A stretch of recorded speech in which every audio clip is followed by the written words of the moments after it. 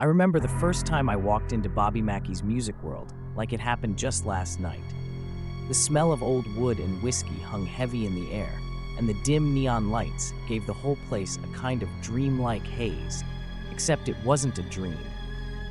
I had only been hired a week earlier, working nights cleaning up after the shows, locking up once everyone else was gone.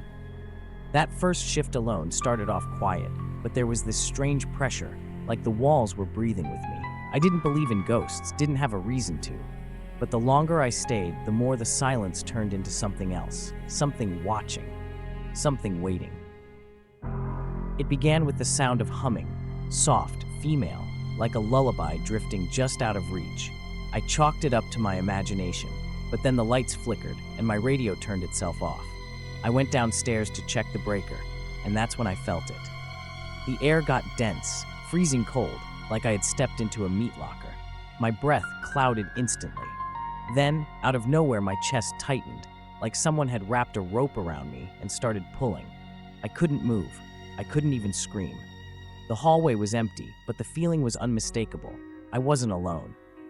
They say a girl named Pearl Bryan was murdered near here back in 1896. Beheaded. Her killers were caught, but her head was never found. Some folks say she's still searching for it. I didn't believe that kind of thing until the night I looked into the basement mirror and saw her behind me. Not a reflection, no. She wasn't even facing me. Just standing there, shoulders stiff, long dress soaked in something dark. No face, no head. When I turned around, there was nothing, but the air smelled like copper and something rotten. The owner, Bobby, doesn't like talking about what happened to him down there. He told me once, in a whisper, that whatever's under the bar got inside him once. Said he lost time, hours gone. Said he woke up in the basement, bruises all over his arms, dirt under his nails, and no idea how he got there. We don't go down there alone anymore. Not after the scratches started appearing on people's backs. Not after the night the jukebox played by itself, unplugged, no power, the room cold as the grave. They warned me about the Spaniard Inn before I took the job. Said it had a reputation. I thought they meant the late-night drunks or maybe the creaky floorboards.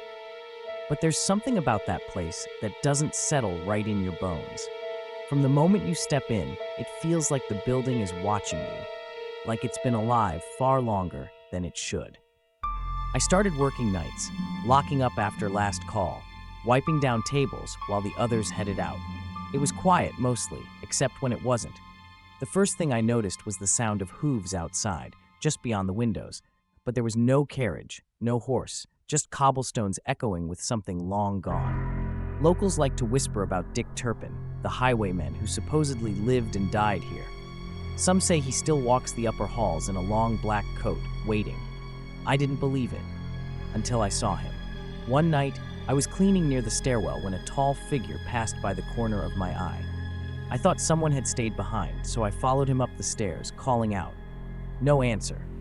But as I reached the landing, I heard heavy boots behind me, closer, faster. I spun around. No one. Just the old wooden floor stretching into shadow. That's when the lights cut out for exactly 13 seconds. I counted every one. Glasses would sometimes explode on the shelves, sending shards across the floor without warning. We blamed the cold, the vibrations, anything that sounded logical. But then the chairs began moving. You'd hear the scrape of wood against tile from the empty dining room. Go check, nothing. Returned to the bar, and the chairs had shifted. All of them. Once, I came back to find them all facing the same direction, as if lined up for a show. No one else was in the building. No wind, no prank. Just that thick silence pressing in again, the kind that feels like breath on your neck. I've stayed late more than I should have. Enough to know that when the clock hits midnight and the candles flicker low, you don't talk about what you hear. You don't follow footsteps. And you never, ever look into the mirror near the fireplace after dark, because that's when he looks back. I had always heard that Lafitte's blacksmith shop wasn't just a bar, it was a relic, frozen in time. A place where history clung to the walls like soot from the old fireplaces. I took a job there mostly out of curiosity. The stories about pirates, secret tunnels, and dark corners seemed like old ghost tales told to entertain tourists, but that was before I saw the eyes. The bar is dim by design.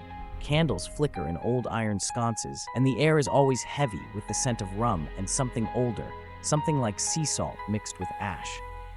Locals say John Lafitte never really left, that his soul still lingers, guarding the secrets he buried beneath those uneven stone floors.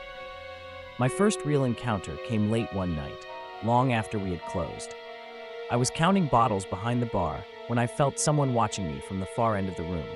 I looked up, and there it was, a figure cloaked in darkness, standing in the same shadowed corner where the brick seems darker than the rest. I couldn't see his face, but two small points of light stared back, like eyes reflecting moonlight. I blinked, and he was gone. Just vanished.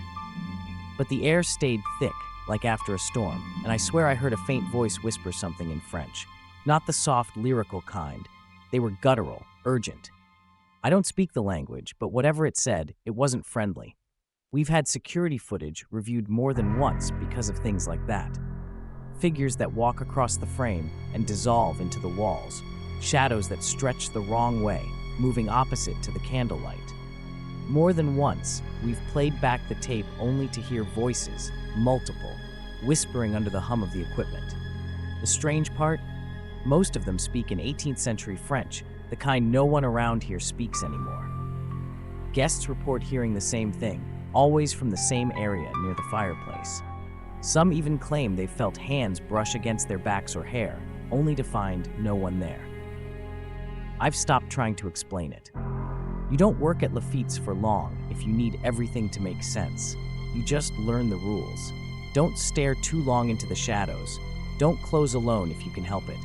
And if you hear footsteps behind you, especially near the back wall where the old smuggling tunnel used to be, don't turn around. Just walk, quickly, quietly, like your life depends on it, because sometimes it might.